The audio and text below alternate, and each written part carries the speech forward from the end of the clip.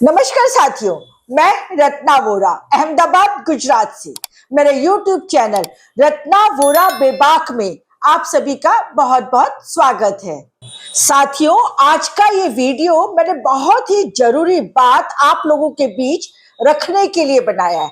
जैसा कि आप सभी जानते हैं कि इन दिनों भारत पाकिस्तान के बॉर्डर पर तनाव चल रहा है और उसके चलते कई तरह की अफवाहें, कई तरह की बातें दिन भर में आप लोगों के सामने आती जाती रहती हैं और अधूरे में पूरा गोदी मीडिया देश को गुमराह करने का काम कर रही है, देश में अशांति का माहौल बना रही है।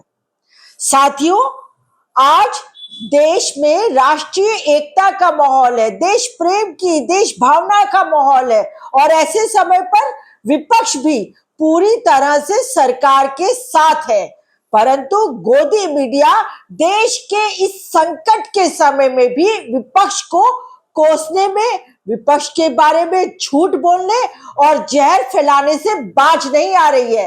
इसका एक ताजा उदाहरण मैं आपको दूरदर्शन के मुख्य एंकर अशोक श्रीवास्तव के बारे में देती हूँ, जो अपना एक प्रोग्राम निकालते हैं दूरदर्शन पर और दूरदर्शन की तनख्वाह लेते हैं, मतलब सरकारी तनख्वाह खाते हैं। वो देखिए किस तरीके से राज्यसभा के विपक्ष के नेता और कांग्रेस के राष्ट्रीय अध्यक्ष जो दलित समाज से है, वो मल्लिका अर्जुन खड़गे जी का उनका फोटो, कांग्रेस के ही एक अन्य सांसद इमरान मसूद जी का फोटो और यूडीएफ के सांसद अजमल जी का फोटो लगाकर थंबनेल में क्या लिखते हैं देखिए, भारत तैयार पर घर में कितने गद्दार। क्या कहने का मतलब है इस अशोक श्रीवास्तव का? इस थंबनेल में उन्हें किस तरीके से संबोधित किया जा रहा है आप खुद देख सकते हैं। भारत तैयार, घर में कितने गद्दार।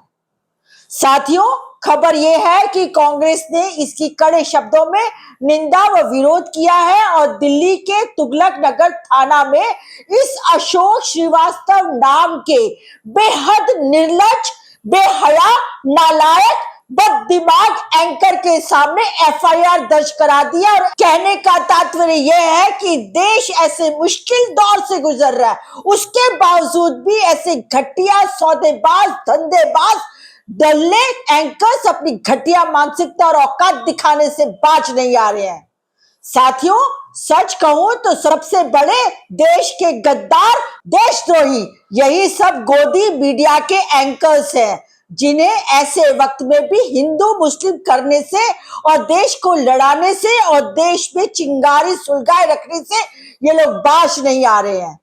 जैसा कि मैंने आपको आगे कहा कि यदि आप सचमुच भारत पाक के बीच की खबर को जानना चाहते, सही खबर को जानना चाहते, तो आप सिर्फ और सिर्फ भारतीय सेना द्वारा प्रेस कॉन्फ्रेंस करके जो खबर आप तक पहुंचाई जा रही है उसी को देखिए और उसी को आगे फॉरवर्ड कीजिए।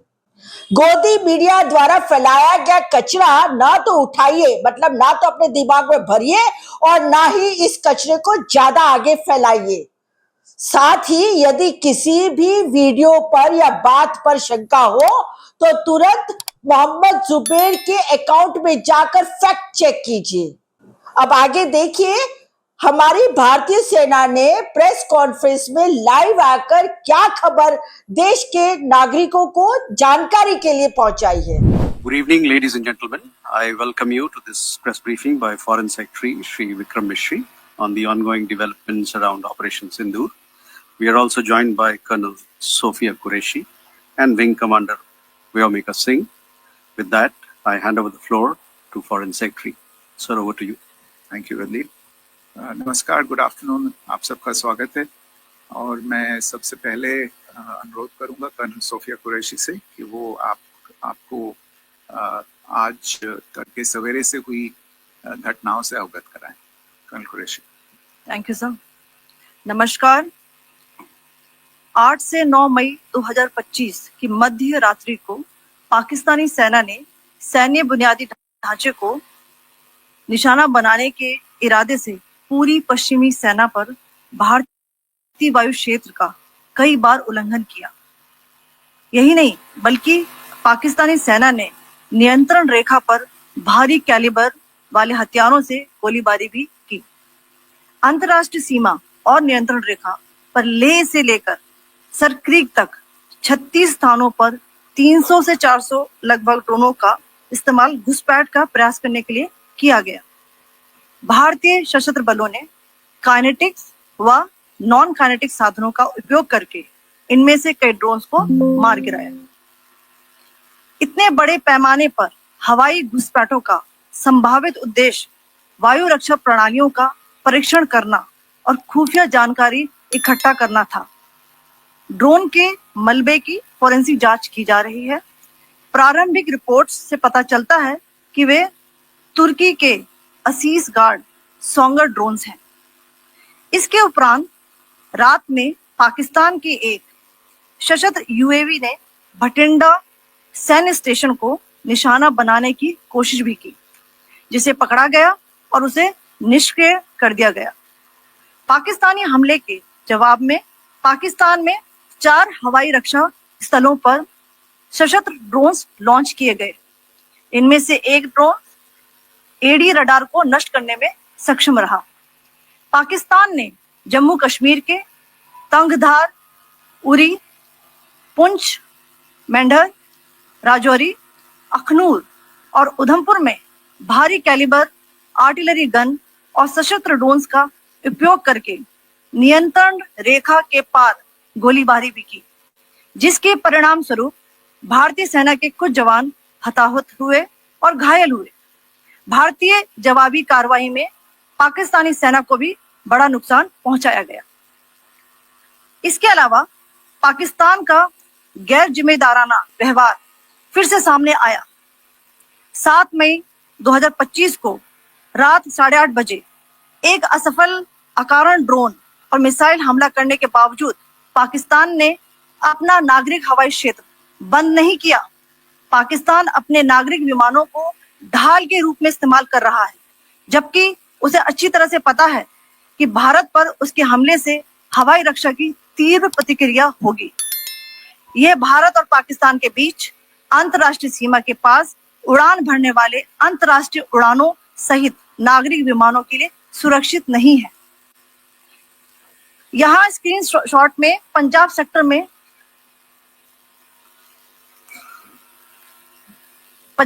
में हाई एयर डिफेंस अलर्ट स्थिति के दौरान एप्लीकेशन फ्लाइट रडार 24 का डेटा दिखाया गया है।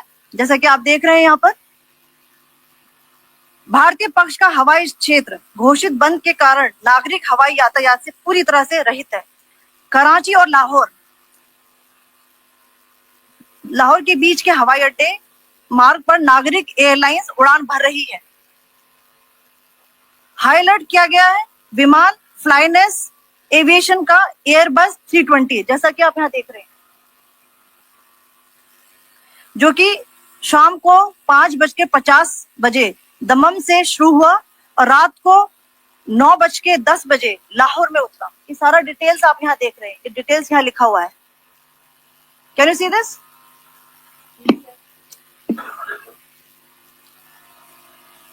भारतीय वायुसेना ने अपनी प्रतिक्रिया में काफी संयम दिखाया और इस प्रकार अंतरराष्ट्रीय नागरिक विमान सेवा की सुरक्षा सुनिश्चित की। धन्यवाद। जय Hind. So, good afternoon to you all. On the intervening night of 8-9 May 2025, Pakistan military carried out multiple violations of Indian airspace along the entire western border with an intent to target military infrastructure. Pakistan military also resorted to firing of heavy caliber weapons along the line of control.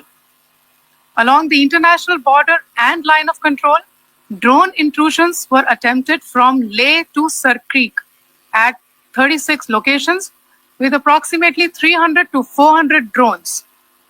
Indian Armed Forces brought down a number of these drones using kinetic and non-kinetic means.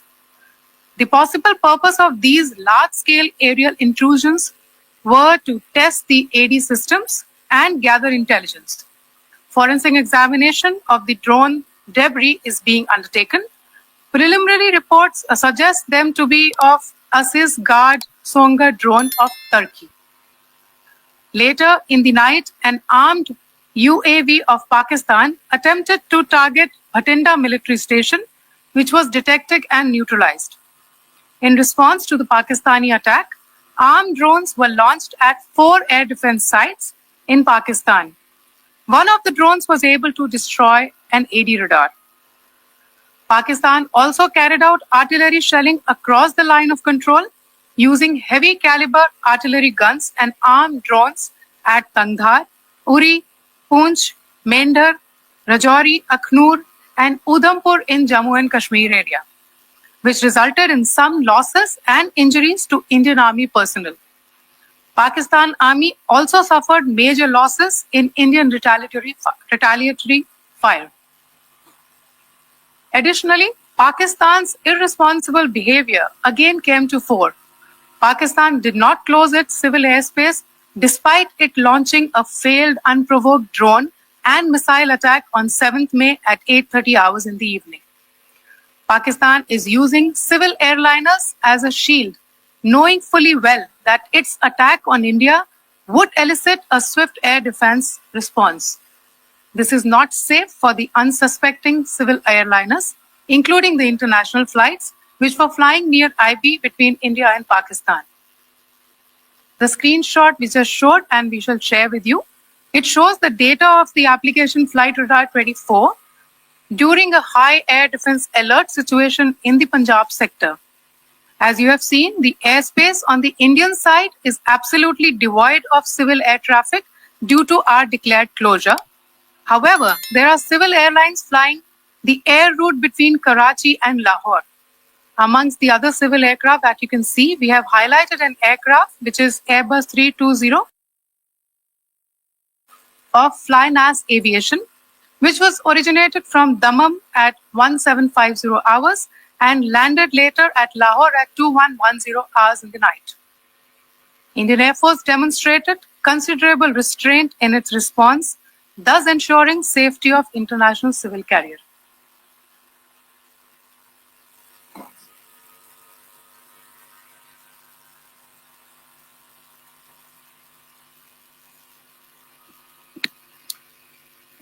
Thank you, Colonel Qureshi, Wing Commander Singh. I have just a few points to share in addition. कल रात की पाकिस्तानी सेना की कायरतापूर्ण गतिविधियों से आपको colonel Qureshi और विंग कमांडर सिंह ने पहले ही अवगत करा दिया गया है. These provocative and escalatory actions that were taken by Pakistan last night were targeted at Indian cities and civilian infrastructure, in addition to some military targets. The Indian armed forces responded proportionately, adequately, and responsibly. ये जो हमले हुए कल रात को भारतीय सैन्य इकाइयों ने पर्याप्त रूप से और एक जिम्मेदाराना रुख अपनाते हुए इन हरकतों का उत्तर दिया. What I want to underline is that the official and blatantly farcical denial of these attacks that Pakistan carried out by the Pakistani state machinery is yet another example of their duplicity and the new depths that they are plumbing in their quest for disinformation. The other point in the same vein is Pakistani claims that they did not target or attack any religious places. You would recall that yesterday I shared with you an incident related to the attack on a Gurdwara in Poonch. Instead of owning up to these attacks, Pakistan made the preposterous and outrageous claim that it was the Indian Armed Forces and the Indian Air Force that was targeting cities like Amritsar and trying to put the blame on Pakistan. This is nothing but a desperate attempt by Pakistan to disown its acts of aggression, but it is also true to type in its effort to deceive and mislead the world. it will not succeed. The Gurdwara in Punch in particular was attacked by Pakistan, and some local members of the Sikh community, including a Ragi of the Gurdwara, lost their lives in this incident, as I shared yesterday. TV पर आप इस हमले के चित्र देख सकते हैं. In addition, that we would attack our own cities is the kind of deranged fantasy that only the Pakistani state can come up with. Perhaps they do it because they are well versed in such action, as their history would show. The last point I wanted to make this evening is again this disinformation that is coming from Pakistan about India targeting the Nankana Sahib Gurdwara through a drone attack. This is again yet another blatant lie and part of Pakistan's disinformation campaign. As we saw in the Pahalgam attack, Pakistan is again trying desperately to impart a communal hue to the situation with an intention to create discord. Again, we are not surprised. India's steadfast unity in itself is a challenge to Pakistan. Let me stop there. I have time only for a few questions and be happy to try and answer them. First, I call Siddharth. Siddharth, please. Hi, sir. I'm Siddharth from Beyond. So this is Siddharth behind, please. The other Siddharth. Yes. Hi, sir. I'm Siddharth from CNN News 18. Sir, I only want to know from you the status of Kartarpur corridor. Is it open or not? If you can. I think you're all aware of the situation along the entire India-Pakistan border and the areas around the line of control. In view of the existing security scenario, the services of the Kartarpur Sahib corridor have been suspended till further directions. We'll update you as and when there is a change in the situation. We have a question here, Rishabh. So, good evening, Rishabh from Times Now. So, you spoke about religious places being hit in Jammu. There's another religious place, which is Carmelite Nun church that has been hit. What do you have to say about it, if you can explain it to us? Yeah, actually, we do have some information about this extremely regrettable and condemnable incident. During heavy shelling across the line of control in the early morning of 7th May, a shell fired from Pakistan landed just behind the Christ School run by the Carmelites of Mary Immaculate congregation in Punch. Tragically, the shell fired from Pakistan hit the home of 2 students of the Christ School. Both students unfortunately lost their lives and their parents were severely injured. Another Pakistani shell struck a Christian convent of nuns belonging to the congregation of the Mother of Carmel, damaging water tanks and destroying solar panel infrastructure. Several priests, nuns, school staff, and local residents took refuge in an underground hall beneath the Christ School during the shelling by Pakistan. The school happened to be closed at the time, fortunately. Otherwise, more losses would have occurred. Again, we have seen the Pakistani side targeting and shelling places of worship with a particular design. This includes gurdwaras,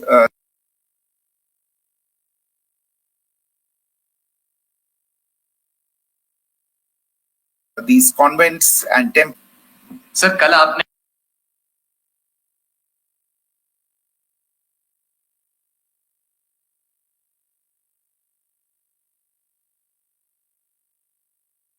इसी podium से पाकिस्तान के की थी, उसकी पाकिस्तान में काफी तीखी प्रतिक्रिया भी आई और उसके बाद हमने देखा कि पाकिस्तान की तरफ से किस तरीके से लेह से लेकर भुज तक पूरी बॉर्डर के ऊपर जो इन्वेजन था वो किया गया।